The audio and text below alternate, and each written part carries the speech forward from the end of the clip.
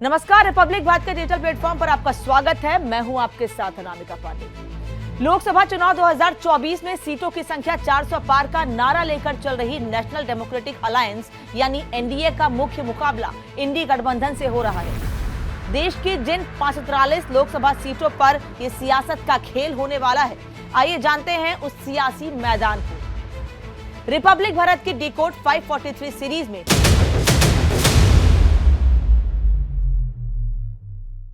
आज बात कर रहे हैं उत्तर प्रदेश की रामपुर लोकसभा सीट की, जहां पर मुख्य मुकाबला समाजवादी पार्टी और बीजेपी में होता आया है। समाजवादी पार्टी ने जहां पूर्व सांसद आजम खां के जेल जाने के बाद नए प्रत्याशी मुहिबुल्लाह नदवी को उतारा है, तो वहीं बीजेपी ने 2022 के उपचुनाव में विजयी रहे घनश्याम सिंह लोधी पर एक बार फिर भरोसा जताया है। पिछले चुनाव में बीएसपी ने अपना कैंडिडेट नहीं उतारा था, जिसका फायदा बीजेपी को सीधे तौर पर हुआ था। इस बार बीएसपी भी मैदान में है, जिसके प्रत्याशी जिशान खान हैं। उत्तर प्रदेश की रामपुर लोकसभा सीट पर पहले फेज में 19 अप्रैल को मतदान हो जाना है और नतीजा 4 जून को ही आएगा। रामपुर लोकसभा सीट से वर्तमान में बीजेपी के टिकट पर घनश्याम सिंह लोधी सांसद हैं।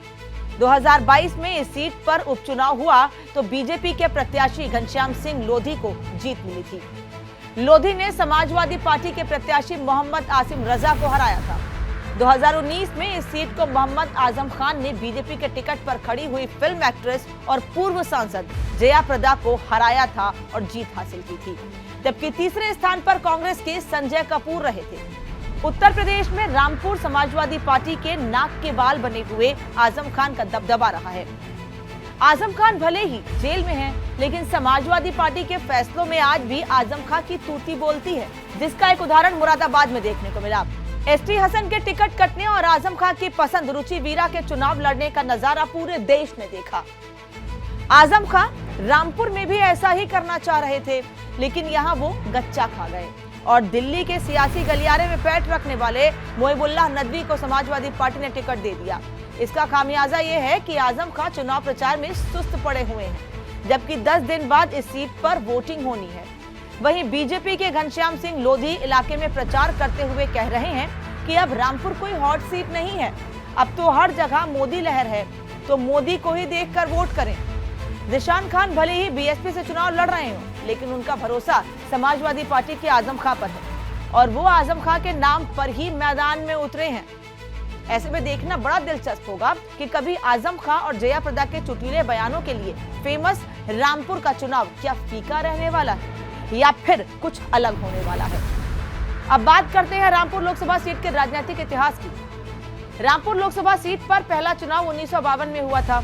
इस सीट की खुशकिस्मती रही कि प्रसिद्ध स्वतंत्रता सेनानी और देश के पहले शिक्षा मंत्री मौलाना अबुल कलाम आजाद कांग्रेस के टिकट पर रामपुर लोकसभा सीट से ही चुनाव मैदान में उतरे थे और इसके बाद लोकसभा तक पहुंचे थे। 1957 और 1962 में एस अहमद मेहदी कांग्रेस के टिकट पर सांसद बने, तो वहीं 1967 और 1971 में जुल्फिकार अली खान लोकसभा पहुंचे थे। 1977 में जनता पार्टी की लहर चली तो राजेंद्र कुमार शर्मा जनता पार्टी से सांसद बने। खैर 1980 में फिर से कांग्रेस ने वापसी की। 1980, 1984, 1989 में जुल्फिकार अली खान फिर से सांसद बने। 1991 में कुछ समय के लिए सीट बीजेपी के खाते में गई जरूर थी। राजेंद्र कुमार शर्मा दूसरी बार सांसद बने, लेकिन 1996 में कांग्रेस की बेगम नूर बानो चुनकर एक बार फिर लोकसभा पहुंच गई, यानी एक बार फिर ये सीट कांग्रेस के खाते में गई। 1998 में बीजेपी के मुख्तार अब्बास नकवी सांसद चुने गए, तो 1999 में कांग्रेस की बेगम नूर बानो फिर से सांसद बन गई। 1989 से 1999 तक बीजेपी और कांग्रेस के बीच जीत को लेकर चूहे बिल्ली का खेल चलता रहा। तो 2004 से ये खेल बीजेपी और समाजवादी पार्टी के बीच शुरू हुआ। 2004 में समाजवादी पार्टी के टिकट पर फिल्म एक्ट्रेस जया प्रदा की एंट्री हुई और जनता ने उन्हें चुनकर संसद तक भेज दिया। 2009 में भी जया प्रदा का जादू कायम रहा और दूसरी बार जया प्रदा लोकसभा में पहुंची।